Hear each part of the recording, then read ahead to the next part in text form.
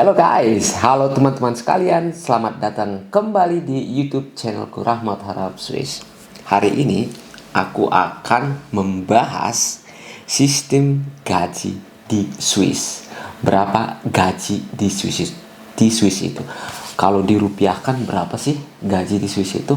Jadi simak terus video aku di YouTube channelku ini.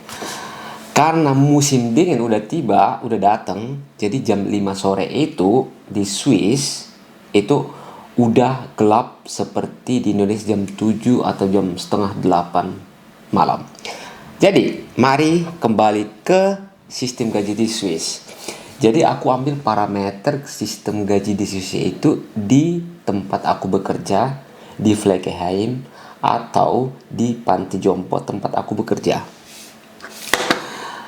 Itu di setiap pekerjaan itu selalu ada profesi berbeda yang dapat kalian ketahui informasinya yang akan aku jelaskan di video ini. Informasi gaji atau gaji tidak hanya mengacu pada panti jompo tempat aku bekerja, tetapi juga upah rata-rata panti jompo di negara Swiss. Di Swiss, gaji itu tentu dipengaruhi oleh daerah dan biaya masing-masing seseorang. Di kota besar, itu gaji sangat signifikan sekali daripada di daerah kecil. Terus, gaji itu meningkat dengan durasi berapa lama kalian bekerja dan berapa lama experience atau pengalaman kalian bekerja. Angka atau gaji yang aku jelaskan kepada kalian itu kalau dirupiahkan nominalnya sangat tinggi. Tetapi bagi orang Swiss nominal itu sangat kecil sekali. Sebagai contoh, di sini dari 100 orang Swiss yang bekerja penuh, 8 diantaranya tidak berpenghasilan cukup untuk membayar semua di Swiss. Jadi dalam arti kemiskinan di Swiss itu juga ada, tetapi kemiskinannya sangat berbeda dengan kemiskinan di Indonesia. Di bidang kebersihan sebagai contoh di tempat aku bekerja, upah minimum 1 bulan itu kalau dirupiahkan sekitar 60 juta rupiah. Jadi tukang bersih di Swiss itu gajinya 60 juta rupiah guys. Itu untuk pemula tanpa latihan. Jadi dia tidak ada sistem pendidikan, gajinya itu 60 juta. Tetapi dengan pelatihan, sekolah, dan pengalaman itu gajinya di atas 60 juta rupiah. Apalagi kalau kalian 3 tahun sekolah di sini, sekolah kebersihan. Jadi kalian bisa mendapatkan gaji sekitar 103 juta rupiah di bidang kebersihan. Terus kalau kalian mau gaji yang lebih tinggi di Swiss atau di negara Switzerland, kalian harus sekolah atau mesti sekolah. Jadi nggak ada vitamin B yang sangat berperan di Swiss. Jadi kalian nggak bisa bilang ke family kalian atau bos kalian, naikin gaji saya dong pak. Nggak bisa di Swiss, tidak bisa. Jadi di sini aku juga rincikan pengeluaran dari gaji per bulan. Jadi aku ambil di sini gaji seorang pekerja bersih-bersih atau cleaning service di tempat aku bekerja. Dia menghasilkan gaji 60 juta per bulan. Itu masih kotor, masih bruto. Jadi di gaji brutonya itu dia harus membayar Sozialversicherung atau asuransi sosial, terus Alterssparen atau Steuern itu pajak atau untuk pensiun sekitar 12 juta rupiah per bulan. Terus asuransi kesehatan yang kewajiban di Swiss itu sekitar 7 juta per bulan. Terus ini yang paling gede di Swiss, itu bayar apartemen atau bayar flat itu sekitar 23 juta per bulan. Terus kalau kalian mau makan seperti di warung, di restoran, jadi aku rata-ratakan per bulannya itu 11 juta rupiah. Jadi itu aku rata-ratakan mereka yang bepergian ke restoran tidak sekali seminggu. Jadi aku totalkan di sini 11 juta per bulan untuk biaya restoran. Terus untuk seperti transportasi itu 3 juta per bulan, itu sangat minim. Terus rest food diverse atau sisanya untuk bayar sana bayar sini 4 juta rupiah. Jadi sekitar itulah, jadi begitulah kira-kira pengeluaran dan pendapatan di Swiss. Jadi kalau kalian punya gaji sekitar 60 juta rupiah di Swiss itu, 50 jutanya itu akan pergi setiap bulannya karena kalian mesti membayar kewajiban di Swiss. Seperti yang aku jelaskan sebelumnya. Terus, untuk seorang koki atau tukang masak di tempat aku bekerja itu, upahnya atau gajinya itu sekitar 63 juta rupiah sampai 115 jutaan rupiah per bulan. Ini kalian jangan mandangnya ke rupiah saja. Jadi di sini walaupun gaji tinggi, tetapi tuntutan hidup itu sangat tinggi. Di Swiss banyak profesi atau pelatihan yang bisa dipelajari di negara ini. Pelatihan dasarnya biasanya memakan waktu 3 tahun untuk mendapatkan sertifikat profesional di negara Swiss. Pelatihan ini biasanya terdiri dari 2 hari sekolah dan 3 hari bekerja. Jadi Senin sampai Jumat kalian bekerja dan sekolah. Di setiap sekolah itu ada penilaian dari pengajaran, tes atau ujian seperti yang aku ikuti sekarang ini, dan praktek itu menentukan apakah sertifikat tersebut diterima atau tidak, dan itu sangat mempengaruhi gaji kalian di negara Swiss. Terus dan aku kasih contoh lagi, seorang asisten perawat dengan kursus tanpa pelatihan itu gajinya antara 60 sampai 83 juta rupiah. Jadi tema hari ini aku kayaknya uang dan duit. Itu tentu saja jumlah yang lebih tinggi dan hanya berlaku di daerah dengan upah yang lebih tinggi dan pengalaman yang profesional secara bertahun-tahun. Terus kerja di Swiss itu gimana sih? Sebagai aturan di Swiss, orang kerja 42 jam kerja per minggu. Jadi di tempat aku bekerja itu waktu kerja per hari 8 jam 24 menit per hari. Itu sebagian besar kita ada coffee break atau pause sekitar 10-15 menit. Itu perusahaan membayar kita walaupun pause atau coffee break 10-15 menit. Itu dibayar. Terus itu kalau untuk makan siang itu dianggap sebagai waktu luang atau tidak berbayar. Jadi biasanya di negara Swiss itu mereka tidak membayar kalau pause untuk makan siang. Jadi rata-rata mereka tidak membayar waktu luang untuk makan siang. Terus pekerjaan di Swiss itu, jadi jangan kalian harapkan, jadi kalian jangan berharap sewaktu bekerja bermain handphone atau bergosip atau berbicara dengan privat kesana kemari. Itu tidak ada di Swiss. Jadi kalau kita kerja di Swiss itu kerja dan kerja, tidak ada bermain handphone, tidak ada menggosip. Jadi struktur. Makanya di Swiss itu karena pekerjaan yang begitu padat, mereka dominan sakit atau stres. Itulah negara Swiss. Jadi kebanyakan orang dalam bidang kesehatan itu biasanya bekerja 50% sampai 80%. Artinya mereka tidak bekerja Senin sampai Jumat. Itu artinya 100% bekerja. Jadi mereka bekerja Senin sampai Kamis atau Senin sampai Rabu. Jadi sisanya untuk istirahat atau bertemu teman atau sosial aktivitas. Jadi kalau di Swiss itu semakin banyak kalian bekerja, faktor stres atau depresif itu semakin tinggi.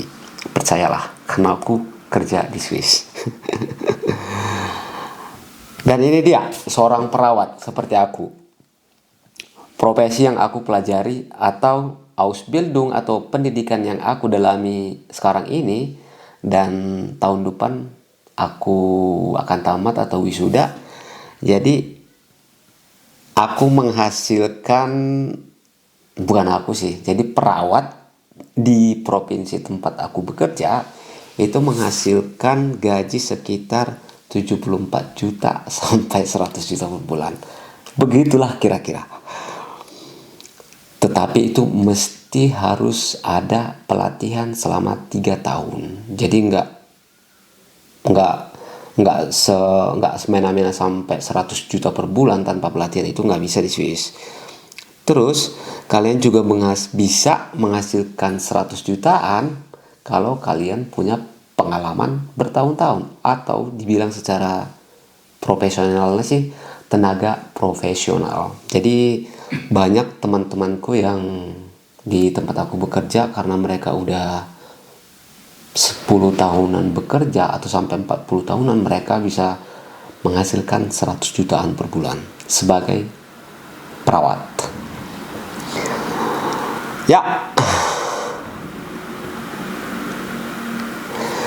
Terus setiap bulan atau setelah menerima gaji di Swiss, uang itu dipotong dari gaji kotor setiap bulannya untuk pensiun yang berusia 65 tahun.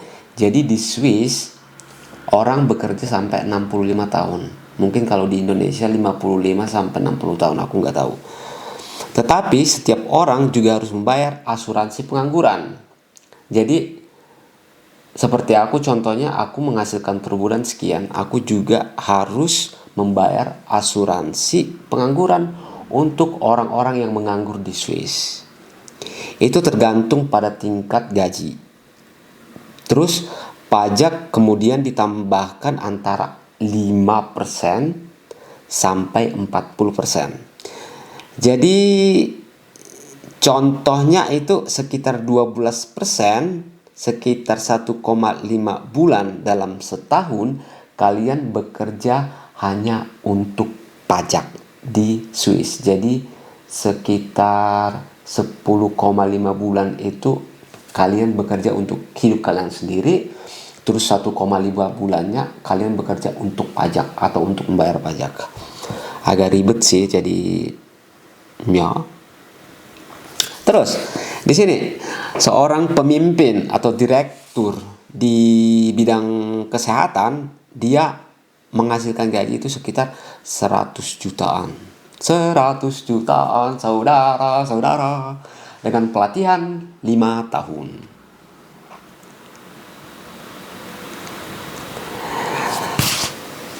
Terus itu di Swiss bidang kesehatan, kita selalu memerlukan orang-orang di bidang kesehatan, baik di rumah sakit, di klinik, panti jompo, di rehab. Setiap tahun negara Swiss membutuhkan tenaga kerja dari seluruh dunia. Jadi kebanyakan itu mereka datang dari negara Jerman, terus Eropa Timur, bahkan dari negara Asia seperti aku. Terus itu sih syaratnya, satu, bahasa Jerman atau bahasa Prancis atau bahasa Itali. Jadi tergantung di mana kalian tinggal di negara Swiss. Terus karena harapan hidup di Swiss itu rata-rata di atas 80 80 tahun ke atas. Jadi keluarga di sini biasanya terpisah dengan orang tua. Terus bisa dikatakan kalau panti jompo itu sebagai industri bisnis di negara Swiss, karena orang tua itu ujungnya berakhir di panti jompo, karena tidak ada satupun mereka atau anggota keluarga mereka yang bisa mengurus orang tua mereka. Itu nggak bisa dibilang durhaka, karena kultur di sini seorang anak tidak diwajibkan untuk mengurus orang tua, dan orang tua itu sendiri tidak mau diurus oleh anaknya. Jadi ujungnya ketika mereka tua, berakhirlah mereka di panti jompo.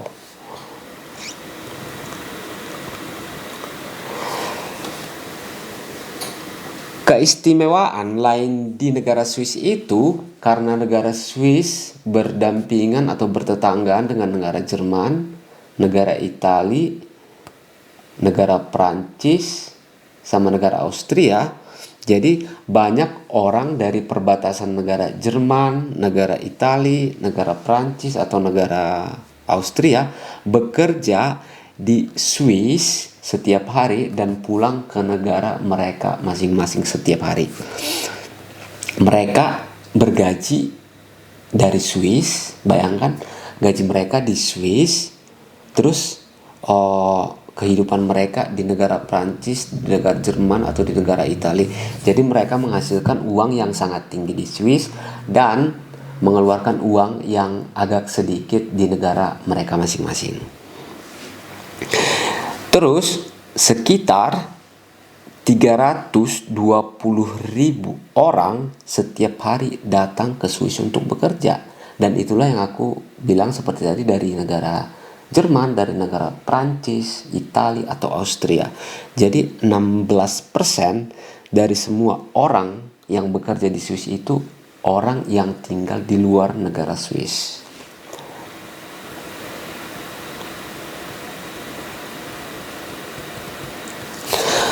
Kalau manajer, berapa sih gaji manajer di panti jompo? Itu gajinya bisa sampai 230 jutaan per tahun. Jadi ratusan juta udah biasa di sini, deng.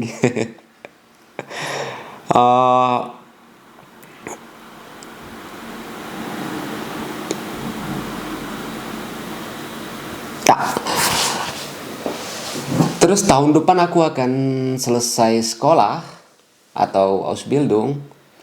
Itu aku bisa merencanakan berapa persen sih aku mau bekerja, tapi rencanaku cuma 80%. Jadi aku kerjanya cuma 4 hari. Jadi kalau 100%, 42 jam per minggu, terus dikurangi 8 jam 24 menit, sekitar berapa sih? Kalian bisa hitung. Karena aku lebih baik dengan uang yang lebih sedikit, atau kehidupan gue itu lebih baik di Swiss dengan uang yang sedikit daripada uang yang banyak, tapi di otak atau pikiran kalian cuma stres. Jadi kalian bisa memilih, kalian bisa kerja 80% sampai 100% tergantung finansial atau kebutuhan kalian masing-masing. Tapi kebanyakan di sini orang yang 100% bekerja itu biasanya orang yang muda-muda, karena mereka sukanya berfoya-foya setelah dapat gaji seratusan juta rupiah, dan party-party setelah mendapatkan gaji seratusan juta rupiah juga. Jadi seperti itulah kira-kira uang atau gaji per bulan di negara Swiss. Kalau dirupiahkan itu memang sangat fantastik sekali. Tetapi kalau untuk negara Swiss itu bukan fantastik sekali, bahkan itu dibilang masih rendah, karena kami masih ngoyol atau masih masih bukan demo atau mengajukan ke pemerintah daerah atau ke pemerintah pusat, gaji untuk di bidang kesehatan itu masih tergolong rendah kalau dibandingkan apa yang kami lakukan untuk bidang kesehatan di negara Swiss. Terus Apalagi ya yang mau aku jelaskan? Kalau kalian ada pertanyaan, silahkan di kolom komentar, kasih komentar atau kasih pertanyaan. Gimana sih cara mendapatkan Ausbildung sebagai contoh, gimana sih hidup di Swiss, gimana manajemen hidup di Swiss. Kalian bisa di kolom komentar, menuliskan di kolom komentar teman-teman. Jadi jangan lupa di subscribe, di komen, dan ditonton video YouTube channelku. Bye bye, ciao ciao. Money makes the world, the world, the world. Money makes the